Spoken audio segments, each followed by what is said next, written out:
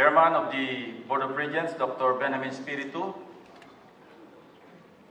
the University President, Dr. Maria Leonora Leni de Jesus, the Alumni Association Incorporated Regent, represented here by Wilma Galvante. Of course, my dear friend, Secretary Benny Leguesma, Senator Tessie Oreta,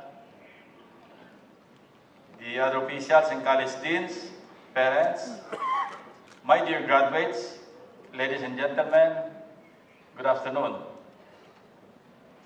I wish to thank you for conferring on me the degree of Doctor of Laws honoris causa this afternoon. This award is a reminder for me to remain committed to the university's principles and time-honored tradition of excellence in public service. If there is arrogance in asking for forgiveness, it is the arrogance of courage to admit one's mistake. I could not help but think of the past generation before our time. This was 5, maybe 6 decades ago when I was sitting, as you are now, with our proud parents behind us in the bleachers. We were as anxious as most of you and hopeful that after the ceremonial commencement exercises, we would start to lead and live a life of success with all its glory for ourselves and be able to share it with our parents and siblings, relatives, our friends and neighbors. Most of us then were thinking of a successful career, of having a family of our own and living a more comfortable life than what we used to have.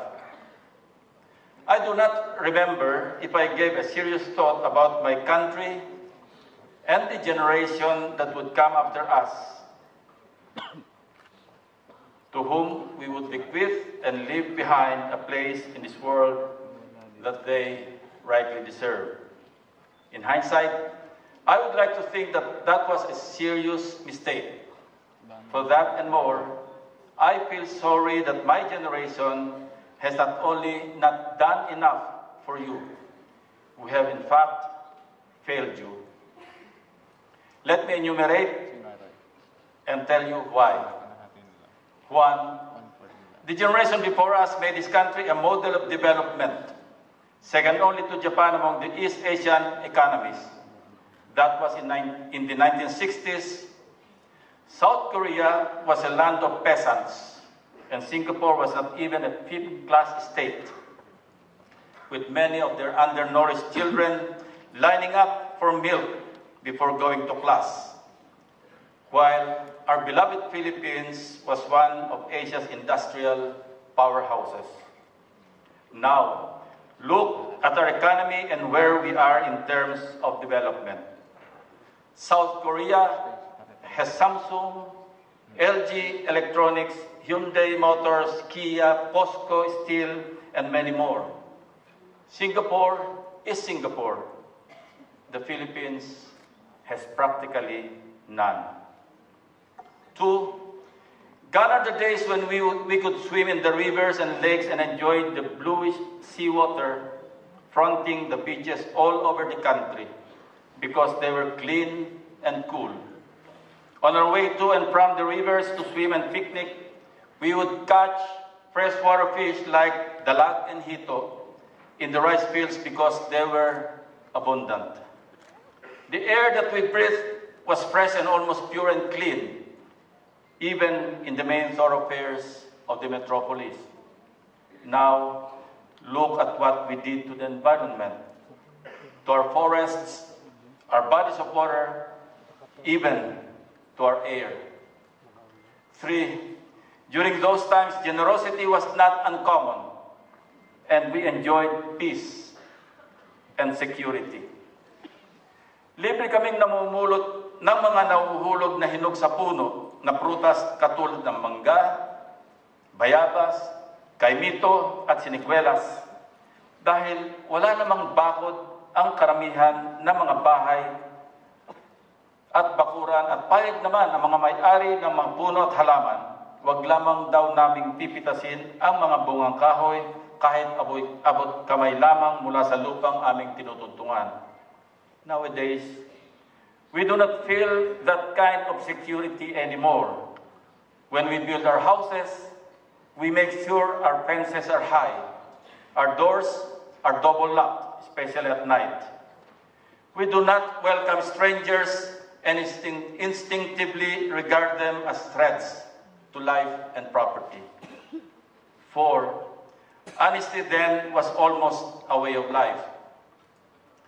Hindi ko makakalimutan ang isang pangyayari na minsan ang aking nakakatandang kapatid ay tuwang-tuwa na binalita sa aming ina na siya daw ay nakapulot ng pera habang naglalakad pa uwi galing sa kanyang paaralan. Our mother's admonition has stuck and still remains in my mind up to this time. With a firm voice, she said, "Anak, siguradong balisang-balisa ang may-ari ng perang yan. Bukas na bukas din. Pagpasok mo sa eskwela, hanapin mong pilit ang may-ari niyan at isauli mo sa kanya." Our dear mother passed away 10 years ago. What I miss most are her virtues that she had so persistently inculcated in us. Today, we always keep close watch of our belongings, always mindful and worried we may lose them to thieves and muggers. 5. The generation had the proverbial discipline of the Spartans. Pagsapit ng orasyon, eksaktong alas 6 ng hapon, hindi maaaring nasa labas pa ng mga tahanan ng mga anak na nasa poder pa ng kanilang mga magulang. Magkakapit kamay, sabay-sabay na nagdarasal at pagkatapos ay magsasalo-salo ng hapunan sa hapagkainan. Isang sit-sit lang na magulang at nagkukumahog na kaming lumalapit. No questions asked. Not even making faces were allowed or was allowed. Now, respect for the elders, even for our own parents at times, has become a rarity. Where have all those good times gone? Make no mistake, most of the decadence and degeneracy is the fault of our time, mostly due to my generation's neglect and indiscretions.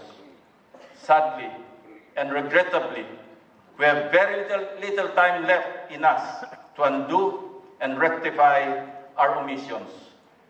In all humility and compunction, the generation that I represent seek forgiveness from your generation. To our dear graduates, as you set forth in this new chapter of your lives, you will come to realize that the virtues our forefathers instilled in us will be the foundation of your character. Maybe some of you will face adversity. Others may be clothed with authority and immense power. Either way, it will test your character. In the same manner, the wisdom and faculties inculcated in you by our beloved PLM will embolden you to endure the test of time, not only of your intellectual acuity, but more importantly, of your moral strength. The theme of this year's commencement exercises is quite appropriate. Karunungan, kadakilaan, patungo sa kaunlaran ng bayan. A call to action for graduates to pursue excellence, integrity, and public service. I dare say that today marks the first day of the rest of your lives. Hence, as you step outside this hall, let me suggest a simple principle to go by, and I quote, "You make a living by what you get, but you make a life by what you give." Simply put, these words of Sir Winston Churchill tell us that life is more than just working for a living. In truth, you will find the meaning and purpose of your existence when you lead a life of giving and service to others. When you embark on a life of giving, bear in mind that there is a whole generation of Filipinos that will rely heavily on what kind of life and character of a nation that you will hand over to them when that time comes. I hope you will not be asking for the same forgiveness that I'm begging you now. Today is a significant milestone that marks your entry into adulthood, and with it, the responsibilities to change the course of our nation's history for the better. You may begin by denying undeserving candidates in the coming May 13 elections an opportunity to lead our towns, cities, provinces, even those wanting to occupy the seats in both houses of Congress to further moral decay. Ridding our country of corrupt leaders is basically the obligation and ultimately the responsibility of those who elect them into office. You may want to begin by being agents of change in your own little way.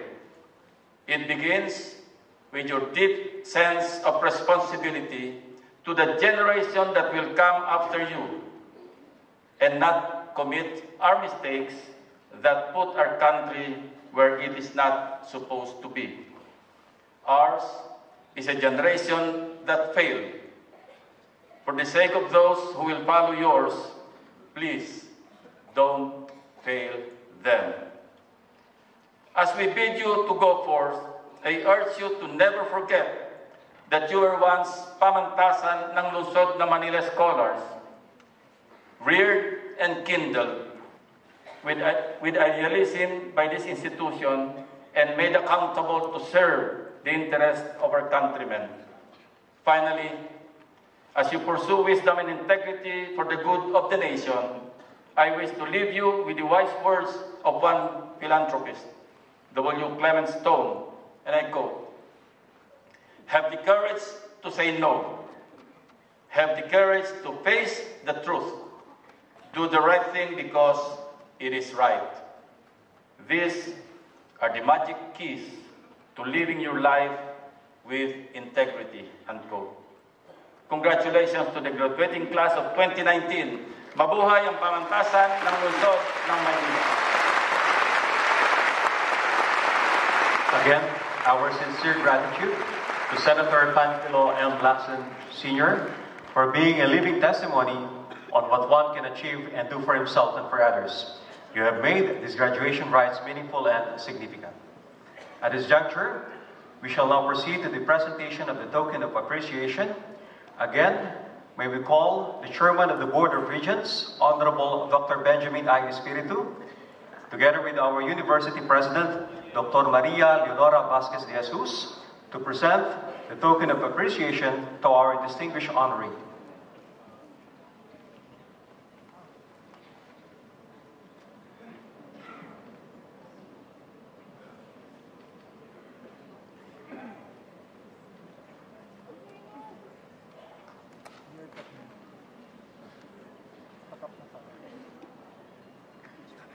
Okay na.